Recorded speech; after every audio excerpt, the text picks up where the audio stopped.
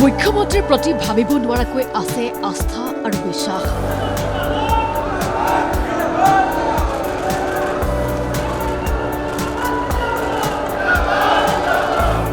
সেই আস্থা বিশ্বাসৰে কোনোৱে কৈছে মাজুলীত হোৱা ধৰ্ম সংস্কৃতিৰ গৰাখহনীয়া ৰোধ কৰিব হিমন্তই।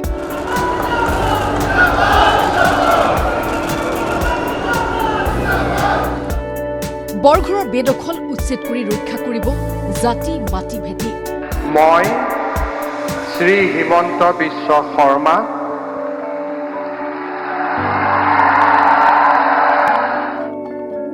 কোনোৱে কৈছে এয়া সময় অসম আন ৰাজ্যৰ বাবে আদৰ্শ হোৱাৰ।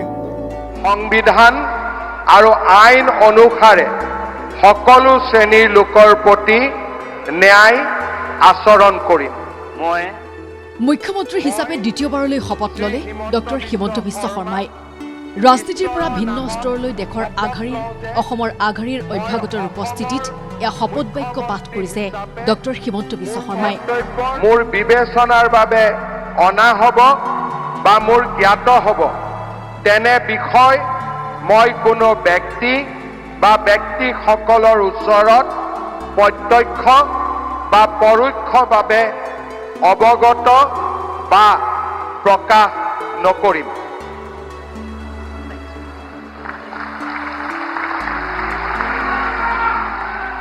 পুত্ৰৰ শপত গ্ৰহণলৈ এয়া হুইল চেয়াৰত আহিছে অমৃত মাতৃ মৃণালিনী দেৱী। নিজৰ ল'ৰাটোৱে দ্বিতীয়বাৰলৈ মুখ্যমন্ত্ৰী হিচাপে শপত লোৱাৰ এই শুভক্ষণৰ সাক্ষী হৈছে মাতৃগৰাকী।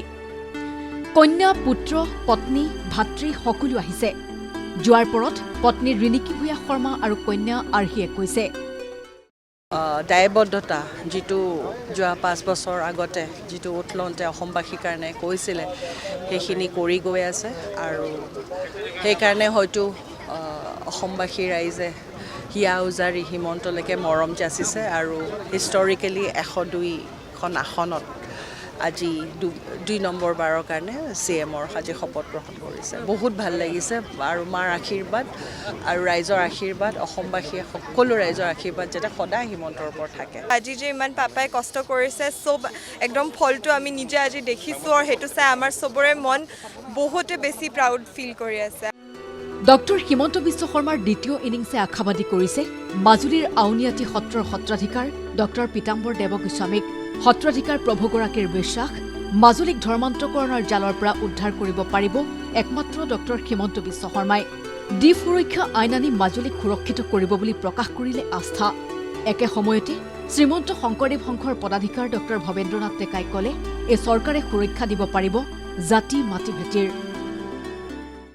আমাৰ দ্বীপ সুৰক্ষা এখন আইন প্ৰণয়ন কৰে তেতিয়াহ'লে যিকোনো মানুহে তাত গৈ পেলাই নিজৰ ইচ্ছাৰে সংস্কৃতিৰ নামত আগ্ৰাসন কৰিব নোৱাৰে।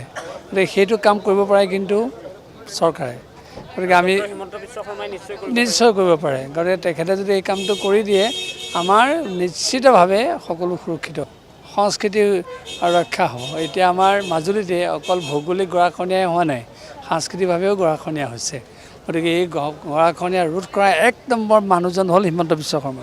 আগন্তুক যি 5 বছৰীয়া কাৰ্যকাল হ'ব সেইখিনি সময়ত অসমখন এখন অতি উন্নত স্তৰলৈ তেখেতে গতি কৰাব আৰু বিশেষকৈ আমাৰ জাতি মাটি ভেটি ৰক্ষাৰ ক্ষেত্ৰত আমাৰ মাটি খিলঞ্জীয়া মানুহবিলাকৰ যাতে আমাৰ স্বাৰ্থ সুৰক্ষিত হয় আৰু আমাৰ ভৰিৰ তলৰ মাটিখিনি যাতে খহি নপৰে সেই সম্পৰ্কে তেখেতে যথেষ্টখিনি গুৰুত্ব দিব বুলি মই আশা কৰিছোঁ আৰু তেখেতলৈ আমাৰ শুভেচ্ছা থাকিছে আৰু আমি তেখেতক বৰ আনন্দেৰে আমি আজি অভিনন্দন জনাইছোঁ।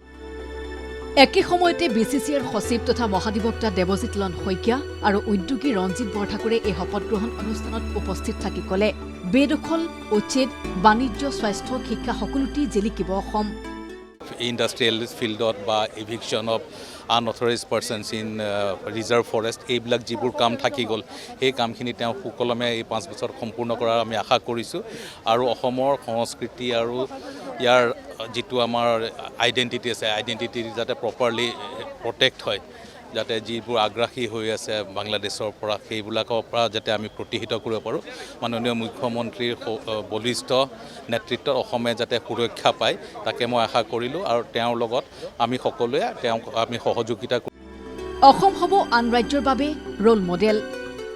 কানেক্টিভিটি আমাৰ এডুকেশ্যন হেল্থ কেয়াৰ যদি আৰু উন্নতি কৰিব পাৰে তেতিয়া পূৰা ইণ্ডিয়াত এইটো ৰোল মডেল হ'ব। আজি যোনটো শ্ব' আছে যিমানবোৰ CM আছে চবে মই ভাবোঁ যে তেওঁলোকে এইটো ৰোল মডেল কৰি পেলাই তেওঁলোকেও তেনেকৈ কৰি অসম ৰোল মডেল।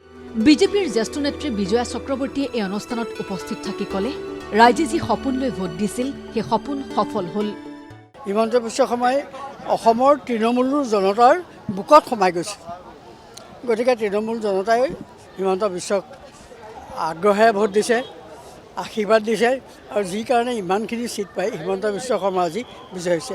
হিমন্ত বিশ্ব শৰ্মাই অকল বিজেপিকে জিতোৱা নাই, বাকী যিসকল পাৰ্টি আছে তেখেতসকলকো যথেষ্ট সহায় সাৰথি কৰি জিকাই আনিছে।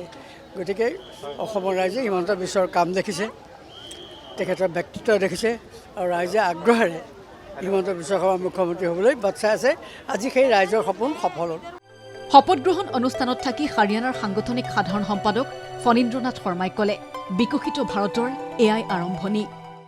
ভাৰতবৰ্ষৰ ভিতৰত যে 5খন ৰাজ্যৰ যি আগশাৰী ৰাজ্য তাৰে ভিতৰত এখন কৰাৰ কাৰণে তেখেতৰ যিটো সপোন আমি ভাবোঁ কেৱল আধাৰশিলাৰ কথা তেখেতে কৈছে, আধাৰশিলা এটা নহয়, এটা উদ্বোধন অনুষ্ঠান উদ্বোধন। গতিকে আমি ভাবোঁ অসমৰ এইটো এটা বিশেষ মুহূৰ্ত আৰু ইয়াৰ পৰাই যাত্ৰা আৰম্ভ হৈছে বিকশিত ভাৰতৰ আছে। মাননীয় মোদীজীৰ যিটো যাত্ৰা স্বাধীনতাৰ 100 বছৰ পূৰ্তি উপলক্ষে বিকশিত ভাৰতৰ পটভূমিকা আজিৰ পৰা ৰচনা হ'ল বুলি ভাবোঁ আৰু মই ভাবোঁ যে অসম নিশ্চয় ভাৰতবৰ্ষৰ ভিতৰত এক অন্যতম ৰাজ্য হিচাপে পৰিগণিত হ'ব সকলো দিশৰ পৰা। সমান্তৰালভাৱে শপত গ্ৰহণলৈ আহি এই চৰকাৰৰ পৰা প্ৰকৃতি সুৰক্ষাৰ ক্ষেত্ৰত কি বিচাৰে ক'লে অৰণ্য মানৱ যাদৱ পায়েঙে। দেশ বিদেশৰ পৰ্যটকৰ অবিহনে দেশৰ উন্নতি সাধন নহয়। কাজিৰঙা যদি জীয়াই থাকে তেতিয়া আমি জীয়াই থাকিব পাৰিম। যদি কাজিৰঙা বিলুপ্ত হৈছে আমি জীয়াই থাকিব নোৱাৰোঁ। তেনেবোৰ ক্ষেত্ৰত এনেকুৱা এজন ফৰেষ্ট কিমান আছে অসমত। গতিকে অসমৰ পৰা উত্তৰ পূৰ্বাঞ্চলৰ পৰা কিমান টন অক্সিজেন বিশ্ববাসীলৈ যায় সেইটো ৰাষ্ট্ৰসংঘতো কৈছোঁ, বিশ্বসন্মতো কৈছোঁ, আছুতীয়াকৈ দিবলৈ কৈছোঁ। কাৰণ তাৰ পইচা ইয়াতে ভগাই ল'ব উত্তৰ পূৰ্বাঞ্চলে, তেতিয়া ইয়াৰ মানুহৰ অৰ্থ সামাজিক উন্নতি কৰি সুৰক্ষা কৰিব পাৰিব। অন্যথাটো বিকল্প ব্যৱস্থা নাই। আশা ৰাখিছোঁ ভাৰত চৰকাৰে সেই পদক্ষেপবোৰ লৈছে আৰু অসম চৰকাৰে সেইটো আঁকোৱালি ল'ব। পদ্মশ্ৰী ডাক্তৰ ইলিয়াছ আলীও শপত গ্ৰহণত উপস্থিত থাকি জনসংখ্যা নিয়ন্ত্ৰণৰ দিশটোত কৰিলে আলোকপাত।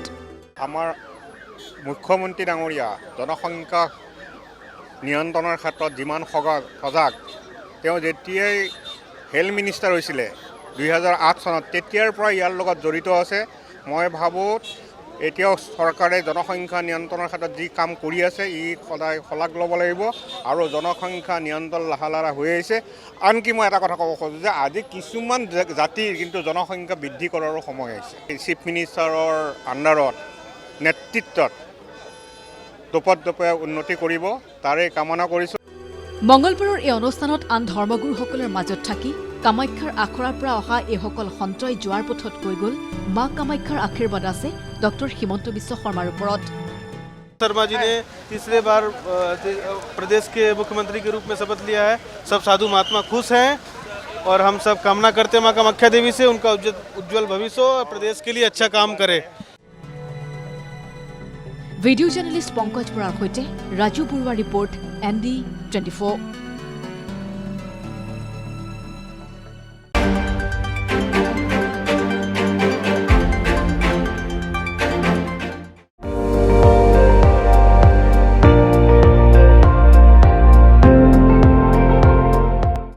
আপুনি চাই আছে ND24 সৰ্বশ্ৰেষ্ঠ নহয় সৰ্বোত্তমৰ দৌৰত।